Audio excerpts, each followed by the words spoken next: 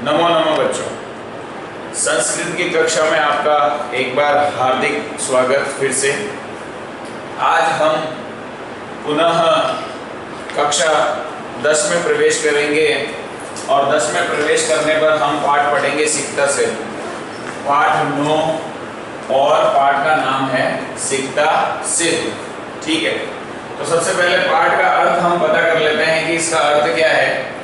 तो मैं आपको बता दूं कि एक शब्द हमारे पास सिकता है और दूसरा शब्द हमारे पास सेतु है। ठीक है भाई, तो सिकता का मतलब जो है वो होता है मिट्टी का। ठीक है, मिट्टी, सिकता अर्थात मिट्टी का, मिट्टी, और सेतु मतलब होता है पुल। ठीक है, तो इनका मतलब जो हुआ वो ये हुआ कि मिट्टी का पुल। ठीक है, अब मिट्टी के पुल का क्या संबंध है इस पाठ में, वो हम गहराई से अध्ययन करेंगे। एक एक शब्द आपको ध्यान से सुनना है, उनका अर्थ समझना है और उसके बाद उनकी इस पाठ की जो स्टोरी है, सिकता सेतु से क्या संबंध है हो सकता है इस पाठ में, मिट्टी के पुल से क्या संबंध हो सकता है, एक मिट्टी के पुल पर क्या पाठ बनाया जा सकता है। यस, बना है पाठ। देखिए आप, प्रस्तुत नाट्यांश अर्थात यह एक नाट्यांश है। सबसे पहली बात तो आपको ये ध्यान रखनी है कि यह एक नाट्यांश है। ठीक है ना भाई, नाट्यांश सोमदेव विरचित कथा सहित सागर, यानी सोमदेव जो है वो एक कवि हुए हैं, लेखक हुए हैं, और इन्होंने एक नाट्यांश लिखा, कथा सरित सागर। ठीक है ना, कथा सरित सागर, इन्होंने एक ग्रंथ लिखा, नाट्यांश लिखा। उसमें क्या किया, इत्यस्य सप्तमा अध्यायो उपरि आधारितो अस्ति, यानी कि कथा सरित सागर का 7वां अध्याय है और 7वें अध्याय पर सिकता सेतु पाठ 9 आधारित है, हमारी क्लास 10th का। ठीक है, अस्मिन् नाट्यांशे तपसा विद्या प्राप्तुं यत्नशीलः कश्चित् तपोदत्त नामक कुमारः चित्रितः अस्ति, यानी कि ये कह रहा है कि तपस्या से लीन विद्या प्राप्त करने के लिए, तपस्या के द्वारा विद्या प्राप्त करने वाला बालक एक प्रयत्नशील बालक है। कोई तपोदत्त नामक बालक जो है वो तपोदत्त कुमार जो है चित्रित अस्ति, उसका चित्रण किया गया है, उसका वर्णन किया गया है। तस्य मार्गदर्शनाय, मतलब कि तपोदत्त नाम का जो बालक है वो क्या करता है, वो तपस्या से विद्या प्राप्त करना चाहता है।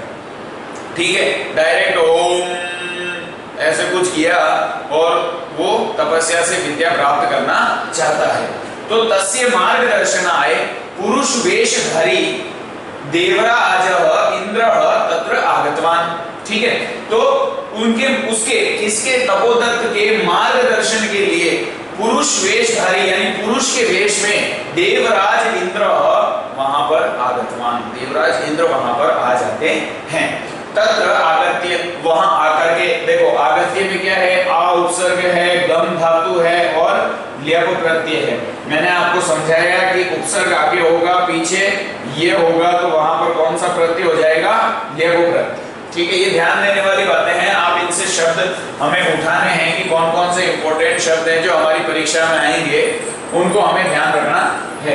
यहाँ पर कथवतु प्रत्यय है आगतवान में।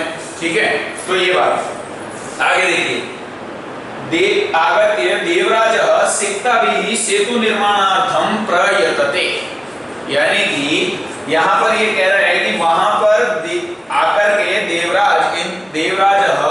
देवराज ने कहा कि तुम मिट्टी से जो है वो पुल कैसे निर्माण कर रहे हो, सेतु निर्माण हम प्रयतते, तुम मिट्टी से पुल बनाने की कोशिश कर रहे हो। ठीक है, एतद् दृष्ट्वा तपोदत्तः प्रहसन् वदति, ऐसा देख करके तपोदत्त जो है वो हंस करके बोलता है। क्या बोलता है कि मतलब वो, अरे क्या बालू का भी जलबंधम निर्मासी, मिट्टी से तुम जल को बांधने का प्रयास कर रहे हो। ततो देवराजः प्रतिभक्ति यद यद अध्ययनं श्रवणं पठनं विना यदि त्वं विद्या प्राप्तुं शक्नोषि तदा अहमपि बालू का भी सेतु निर्माणं कर्तुं शक्नोमि। अरे तुम बिना पढ़े, बिना सुने, बिना लिखे सब कुछ किए तुम विद्या प्राप्त कर सकते हो, तो क्या मैं मिट्टी से फूल नहीं बना सकता? वेरी गुड, अच्छी बात है ना? तो कर्तुम शक्नोमि। देवराजस्य अभिप्रायं ज्ञात्वा तपोदत्तः विद्या प्राप्तिकां गुरुकुलं गतवान्। अब देवराज इंद्र की ये बात उसको समझ में आ जाती है तपोदत्त को, और वो इस बात को समझ कर करके जो है वहां पर गुरुकुल की ओर प्रस्थान करता है। देखिए मैं आपको इसका छोटा सा सार बता देता हूं। इसके छोटे से सार में इतनी सी बात है कि तपोदत्त नाम का बच्चा जो होता है वो वन में निकल जाता है और वहां पर तपस्या के लिए चला जाता है, और वो ये सोचता है कि मैं डायरेक्ट मतलब जो गुरुकुल नहीं जाऊंगा, विद्यालय नहीं जाऊंगा, है ना। LSRW हमारे भाषा कौशल के 4 टारगेट हैं। LSRW, ठीक है ना। LSRW मतलब लिसन, स्पीक और रीडिंग और राइटिंग। इनके बिना ही सीधा जो है तपोदत्त वो डायरेक्ट शिक्षा प्राप्त करना चाहता है, ज्ञान प्राप्त करना चाहता है, विद्या प्राप्त करना चाहता है। तो वो वहां पर जंगल में जाता है, आराम से पेड़ के नीचे करता है ना, ओम भूर्भुवः स्वः ऐसे बोलता है। वो चाहता है कि ऐसे मुझे शिक्षा प्राप्त हो जाए। देवराज इंद्र साक्षात उसको मतलब जो है सीख देने के लिए आते हैं। तो वो पास की नदी बह रही होती है, वहां पर बैठे बैठे पुल का निर्माण कर रहे होते हैं, ठीक है ना। तो पुल का मिट्टी से पुल का निर्माण करने लग जाते हैं। तो तपोदत्त ये बात देखता है तो उसको जाके बोलता है, अरे तू क्या कर रहा है यार भाई, बहते हुए पानी में धोबा धोबा भर भर के तू मिट्टी डाल रहा है, तो ये पुल कैसे निर्माण होगा? संभव नहीं है ना। तो वो कह रहा है, अब देवराज इंद्र जो है वो तपोदत्त को बोल रहे हैं कि तू जब बिना स्कूल गए विद्या ग्रहण कर सकता है तो मैं मिट्टी से पुल क्यों नहीं बना सकता? मैं भी मिट्टी से पुल बना सकता हूँ। उसको कहीं ना कहीं ये आक्षेप समझ में आया कि डायरेक्ट कोई काम करने से कभी सिद्ध नहीं होता है, इसलिए मुझे स्टेप बाय स्टेप काम सिद्ध करना होगा, मुझे गुरुकुल जाना होगा। देवराज की ये बात समझ में आती है और वो गुरुकुल की ओर प्रस्थान करने लग जाते हैं। अब आगे देखिए, आगे क्या है, तपोदत्त से हम बात स्टार्ट करते हैं। अब तपोदत्त से हमारा जो है पाठ का प्रारंभ होता है। यहां से देखिए आप, तपोदत्त, अहम अस्मि तपोदत्तः, मैं हूं तपोदत्त, ठीक है। बाल्ये पितृचरणै क्लेश्यमानो अपि विद्यां न अधीतवान् अस्मि, तस्मात् सर्वैः कुटुम्बिभिः मित्रैः जातिजनैश्च गृह्यतो अभवम्। ये कह रहा है कि मैं तपोदत्त हूं। बचपन में पिताजी के द्वारा क्लेश किया गया, मेरे पिताजी ने मुझे डांट दिया या मेरे पिताजी से मैं लड़ा, तो इस कारण से क्या हुआ, विद्या मैंने ग्रहण नहीं करी। उस समय में विद्या ग्रहण करने में असमर्थ हुआ, तस्मात उस समय परिवार से और मित्रों से मैं थोड़ा सा अलग हो गया, ठीक है ना। वो मैं उनके साथ नहीं रह सका। ऊर्ध्वं निश्वस्य, लंबी सांस लेकर के, ठीक है। क्या बोलता है, हाँ विधि, कैसी ये विधि है, किम इदम मया कृतम, ये मेरे द्वारा क्या कर लिया गया, ऐसा वो उसको अफसोस हो गया। कीदृशी दुर्बुद्धि आसीत् तदा, अरे उस समय मेरी दुर्बुद्धि कैसी थी, है ना, जो मैंने इतना सारा गलत कर दिया। तदा एतद् अपि न चिंतितम् यत्, यह मैं क्या चिंतित कर रहा हूं, ये मैं क्या सोच रहा हूं। परिधानै अलंकारै भूषितो अपि न शोभते नरो निर्माण भोगिर सभायाम यदि वा गृहे। जिस प्रकार से आदमी जो है वो चाहे कितना ही अच्छा परिधान धारण कर ले, कितनी अच्छी वेशभूषा धारण कर ले और कितने ही अच्छे अगर आभूषण पहन ले, लेकिन अगर वह गुण युक्त नहीं है, अगर वो परिवार के बिना है, तो उसका कोई मतलब नहीं है। नरो निर्माणो भोगी सभायाम यदि वा गृहे, और फिर वो मनुष्य चाहे सभा में हो चाहे वो घर में हो, वो 1% भी शोभा नहीं देता है। गुण युक्त होना वेरी इंपॉर्टेंट है, ठीक है। किंचित भी मनुष्य, कुछ वो आराम करके बोलता है, भवतु किम एतेन, ये सब क्या है। दिवसे मार्ग भ्रांत संध्याम यावत् यदि गृहम उपेति तदपि वरम ना असौ भ्रांतो मन्यते। यानी कि वो कह रहा है कि सुबह का भूला अगर शाम को घर आ जाता है तो उसको हम कभी भी भूला नहीं कहते हैं। इसलिए अगर आपसे कोई गलती होती है जीवन में, अगर वो आपको सुधारने का मौका मिले तो जीवन में आप उसको जरूर सुधारें, ये मेरा आपसे हार्दिक प्रार्थना है। अतो अहम इदानीं तपश्चर्या विद्याम अवाप्तुम प्रवृत्तो अस्मि। और उस समय से फिर वो विद्या प्राप्त करने के लिए तैयार हो जाता है। वो पेड़ के नीचे बैठ जाता है और वो दोनों हाथ ऐसे कर करके एक साधु के वेश में जैसे बैठता है, वैसे वो भगवान को, ईश को याद करना शुरू हो जाता है और वो ये सोच रहा होता है कि मुझे आज से विद्या प्राप्त होने लग जाएगी। अब देखिए, जलो उच्छलनम ध्वनि श्रूयते, और कुछ ही समय बाद, आफ्टर सम टाइम, क्या होता है, जल की ध्वनि। भाई आपको मैं बता दूं कि ये हमारा पेड़ है और यहाँ पर जो है तपोदत्त यहाँ पर आराम से तपस्या करने के लिए बैठ जाता है और यहीं से ही एक नदी जो है वो बह रही होती है। ठीक है ना, ये सीनरी समझो आप, इस तरह का सीन था वहां पर। ठीक है, तो वहां पर एक नदी बह रही होती है, तो नदी में ही तो आवाज आएगी जल के उछलने की ध्वनि। जल कहाँ उछलेगा, लोटे में? ऐसा तो हो नहीं सकता। जल के उछलने की आवाज आती है नदी में। फिर क्या होता है, देखिए ध्यान से सुनना, है ना। तो दिवसे कहाँ गया ये रहा, अये कुतो अयम कल्लोलो उच्छलनम ध्वनि महामतस्यो मकरो वा भवेत् पश्यामि भावत। वो कहता है अरे कहाँ है ये। ठीक है, कल्लोल मतलब ध्वनि, जल के उछलने की कलकल जो ध्वनि आती है, वो कलकल ध्वनि कहां से आ रही है? महामत्यो यानी बड़ी कोई मछली है, या फिर मकरोवा यानी कोई बड़ा मगरमच्छ है। देखो, मत्स्य मतलब, महामत्स्यो मतलब बड़ी मछली, मकरो मतलब मगरमच्छ। या तो कहीं पर कलकल करने की ध्वनि आ रही है तो जरूर उसमें कोई बड़ी मछली होगी या जरूर कोई बड़ा मगरमच्छ होगा। ठीक है, पश्यामी तावत, मैं उसको देखता हूं, ऐसी वो बात कहता है। उसके बाद क्या है, आगे वो बोलता है कि देखिए ये देखो साहब, ये इधर आपके सामने पेड़ बना हुआ है, ये नीचे हमारे श्रीमान तपोदत्त जी जो हैं, श्री श्री 10,000 तपोदत्त। ठीक है ना, ये तपोदत्त महाराज, ये आपके विद्या ग्रहण करने के लिए यहाँ पर हैं। ये पास में इधर नदी बह रही है, देखो ऊपर से आ रही है, देखो मेरे को दिख रही है, तुम्हारे को नहीं दिख रही हो तो मैं बता दूं, है ना। तो ये नदी है, ये देखो, ये यहाँ पर जो है देवराज इंद्र, ये पुरुष के वेश में यहाँ पर आए हुए हैं और ये देवराज इंद्र हैं। ये क्या कर रहे हैं इधर, अभी बताता हूँ क्या कर रहे हैं।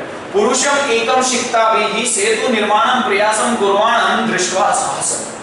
बड़ी अजीब बात है, उसने, ये तपोदत्त जी जो हैं, ये देख रहे हैं कि मिट्टी से सेतु का निर्माण करने का प्रयास करते हुए उसको दिखाई दे रहे हैं। ये साहस उन्होंने कर लिया। अरे पानी की खूब तेज धारा बह रही है, ऐसे बहुत तेज धारा बह रही है, और उस तेज धारा में देवराज इंद्र पुरुष के वेश में यहाँ पर ऐसे मिट्टी डाल डाल के, ऐसे मिट्टी डाल डाल के, ऐसे मिट्टी डाल डाल के वो किसका निर्माण कर रहे हैं, पुल का निर्माण करना चाहते हैं। ऐसा साहस उन्होंने किया तपोदत्त जी के सामने। तो देखो तपोदत्त जी क्या कहते हैं, अंत नास्ति भाव जगति मूर्खाणाम तीव्र प्रवाहायाम नद्या मूढ़ो अहम मूढ़ो अयम सिक्ताभिः सेतुम निर्मातुम प्रयतते। अरे देखो, इस संसार में मूर्खों की कोई कमी नहीं है। वो तपोदत्त बोल रहा है कि मूर्खों की कोई कमी नहीं है। देखो ये कैसा मूर्ख है जो कि तेज बहाव नदी बह रही है, उसमें भी यह मूर्ख जो है वो मिट्टी का पुल निर्माण करने का प्रयास कर रहा है। निर्मातुम प्रयतते, निर्माण करने का प्रयास कर रहा है। सा अट्टहासम पाशोम उपेत्य, पास में बैठ करके वो ठहाका मारता है जोरदार से। फिर क्या है आगे देखिए, आगे क्या बोला इसने,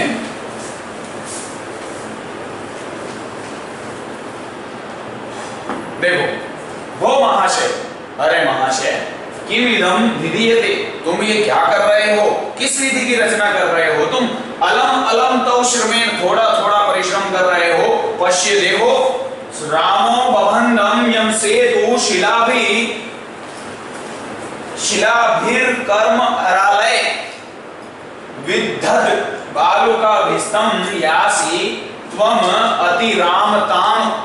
वो कह रहा है कि राम ने जो सेतु बनाया था, वो सेतु बनाया था किनका? शिलाभी मतलब पत्थरों का वो सेतु बनाया था, और तुम उसका हस्तक्षेप करके उसका भी तुम जो है वो उस पे एक टांग ऊपर रख करके तुम ये मिट्टी से पुल बना रहे हो, वो भी तेज बहाव वाली नदी में, है ना। तो आगे क्या है, बहुत तपस्वी, अरे तपस्वी, कथम माम अवरोधम करोषि, तुम मेरा अवरोध कैसे कर रहे हो, तुम मुझे रोक कैसे रहे हो? प्रयत्न प्रयत्न से क्या सिद्ध नहीं होता है। का आवश्यकता शिला नाम, शिला की क्या आवश्यकता है, पत्थरों की क्या आवश्यकता है ना। सिक्ता भी सेतुम करिष्यामि, स्व संकल्प दृढ़ रहेगा, यानी कि वो कह रहा है कि शिलाओं की क्या आवश्यकता है, मैं मिट्टी से ही पुल बनाने का जज्बा रखता हूं, मैं मिट्टी से ही पुल बनाऊंगा। वो उसका संकल्प करके आया है कि मैं मिट्टी से पुल बनाऊंगा। उसके बाद तपोदत्त बोलता है आश्चर्य, क्या आश्चर्य है ये। सिक्ता भी सेतुम करिष्यसि, अरे मिट्टी से तुम पुल बनाओगे। सिक्ता जल प्रवाह है, स्थास्यन्ति, अरे क्या जो मिट्टी है वो उसके जल के प्रवाह में क्या रुकेगी, स्थास्यन्ति अर्थात रुकेगी, किम रुकती है क्या। भवता चिंतितम न वा, अरे तुम सोच सकते हो या नहीं सोच सकते हो, कैसे व्यक्ति हो। उसके बाद आगे क्या है, पुरुष बोलता है, पुरुष क्या बोलता है, चिंतितम सोच रहा हूं, सम्यक चिंतितम सही सोचो, ना अहम सोपान सहायतया अधिरोढ़ुम विश्वसिमि, मैं जो है वो सीढ़ी से जाने में विश्वास नहीं करता हूं। समुत्पल्येव गंतुम शक्नोमि, मैं सीधा उछल के जाने में विश्वास करता हूं। तपोदत्त बोलता है साधु आंजनेयम अप्यतिक्रामसि, अरे तुम अंजनी पुत्र हनुमान का वो कर रहे हो, तुम अंजनी पुत्र हनुमान को जो है आक्षेप कर रहे हो कि मैं तो सीधा जो है वो सीढ़ी पे जाने में विश्वास नहीं करता हूं, मैं तो डायरेक्ट छलांग मार के जाने में विश्वास करता हूं। इस प्रकार से तुम अंजनी पुत्र को जो है ललकार रहे हो। वो पुरुष बोलता है सर्वविमर्शम को अत्र संदेह, यहाँ पर कोई संदेह नहीं है। किंच बिना लिप्य अक्षर ज्ञानम तपोभिरेव केवलम यदि विद्यावशेष्युच्यते सेतुरेश तथा। वो कह रहा है कि बिना लिपि अक्षर के ज्ञान के तुम तपस्या ग्रहण कर सकते हो, तो यदि विद्या तुम्हारे वश में आ सकती है तो फिर मैं ये वश में क्यों नहीं कर सकता। तपोदत्त बोलता है सदैव लक्ष्यम आत्मगतम, उसका टारगेट जो है वो उसे समझ में आ रहा है। अरे मामोदि उद्देश्य भद्र पुरुषो एवं अधिक्षिपति, हे भद्र पुरुष आप कौन हैं। नूनम सत्यम अत्र पश्यामि, मैं यहाँ निश्चित रूप से सत्य देख रहा हूँ। अक्षर ज्ञानम विनेव वेदुष्यम अवाप्तुम, अक्षर के ज्ञान के बिना मैं वेदुष्य को कैसे प्राप्त करूंगा, विद्वता को मैं कैसे प्राप्त करूंगा अक्षर ज्ञान के बिना। अभिलाषयामि अभिलषामि, इस प्रकार से मैं प्राप्त नहीं कर सकता। यदि तदीयम भगवत्याः शारदयाः अवमानना, ये निश्चित रूप से भगवती शारदा का अपमान है, अवमानना है। गुरु गृहम गत्वैव विद्या अभ्यासो मया करणीय, यानी गुरु के घर मुझे जाना होगा। गुरु का घर कौन सा होता है, विद्यालय, वहां मुझे जाना होगा, विद्या अभ्यास मेरे द्वारा किया जाना चाहिए। पुरुषार्थम लक्ष्यम प्राप्यते, पुरुषार्थ के द्वारा मुझे टारगेट प्राप्त करना है। प्रकाशम करके वो आगे बोलता है भो नरोत्तम, हे नरों में उत्तम, ना अहम जाने यत् को अस्ति भवान, मैं ये नहीं जानता हूँ कि आप कौन हैं, परंतु भवद्भिः उन्मीलितम मैं नयनाल गल्मम, यानी कि अर्थात मैं आपको देख करके मेरे नयन जो है, मेरा दिल जो है, मेरी आत्मा जो है वो कुछ सीख चुकी है। तत्को मात्रेण विद्याम अवाप्तम प्रयत्मानः अहम अपि सिक्ताभिरेव निर्माणम करिष्यामि, यानी कि मैं भी अब जो है मिट्टी से पुल बनाने की कोशिश नहीं करूंगा, स्टेप बाय स्टेप चलने की कोशिश करूंगा। अर्थात मैं विद्यालय जाऊंगा और मैं विद्यालय जाकर के अध्ययन करूंगा। ठीक है, तो ये हमारा पाठ यहाँ तक था। ठीक है, इसके बाद जो है सीधी सी बात है, इस पाठ को आपको वापस पुनः पढ़ना है, यानी कि कुल मिला के अंत में वो देवराज इंद्र की बात समझ जाता है कि मुझे डायरेक्ट काम करने से कुछ नहीं होगा, विद्या प्राप्त करनी है तो स्कूल के माध्यम से ही मैं सब कुछ प्राप्त कर सकता हूँ। ज्ञान हमें आदि अनादिकाल में गुरुकुल के माध्यम से हमें ज्ञान प्राप्त होता था, और आज हमें विद्यालय पाठशाला के माध्यम से ज्ञान प्राप्त होता है।